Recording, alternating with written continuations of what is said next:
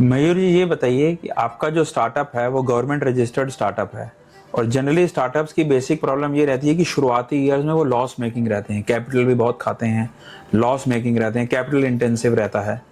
बहुत later stage पे जाके कुछ प्रॉफिटेबल हो जाते हैं, कुछ 3-4 साल में खत्म हो जाते हैं।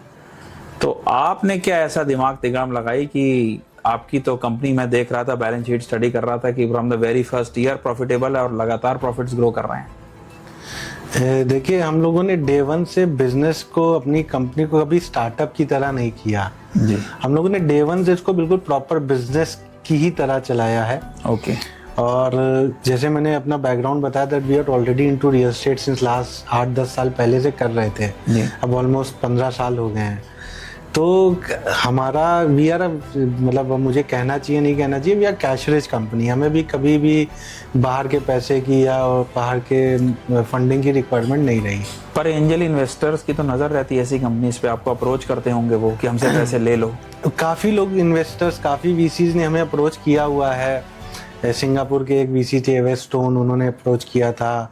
इंडिया में भी काफ़ी लोग हैं, even some of our brick owners who are into all this startup funding and angel network, they also ask us कि पैसा ले लो, कुछ लगवा दो हमारा पैसा।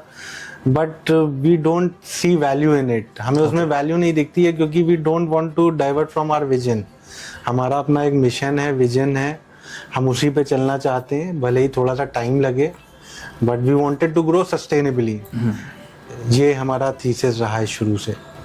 मतलब जो ऑर्गेनिकली ही ग्रो करना चाहते हैं, क्योंकि भाई इनऑर्गेनिकली अगर कोई भी चीज ग्रो करेगी तो उसका एंड रिजल्ट सबको पता है। सबने देखा बड़े बड़े स्टार्टअप्स कैसे फेल होते हैं, बिलियंस डॉलर का फंडिंग उठा के फेल होते हैं। तो अगर आप फंडिंग उठा लेते हो, जो मैंने देखा है, तो फिर आपका मेन माइंडसेट अगला राउंड करने पे ही लग जाता है कि व्हेन मैं अगला राउंड कैसे, मैं सीड राउंड कर लूंगा, हमें प्री सीरीज ए कब करूंगा, मैं प्री, तो आपका फंडामेंटल, बिजनेस के फंडामेंटल पे वो फंड रेजिंग आपका फंडामेंटल हो जाता है, बिजनेस फोकस सारा वहां चला जाता है, सारा फोकस उधर ही चला जाता है। अगर बीइंग अ फाउंडर मैं ही डाइवर्टेड हूँ अपने बिजनेस से, मैं ही अपने क्लाइंट से बात नहीं कर रहा हूँ, फीडबैक पे काम नहीं कर रहा हूँ, तो एनीवेज मुझे भी पता है कि सबको ही पता है कि बिजनेस पे विल नॉट वो क्वालिटी नहीं दे पाएंगे जो जितना इन्वॉल्व करके आप फीडबैक लेके जो प्रोडक्ट आप डेवलप कर सकते हैं। What I can understand from your words is कि you are on in an earning business, not a burning business. Correct, very true.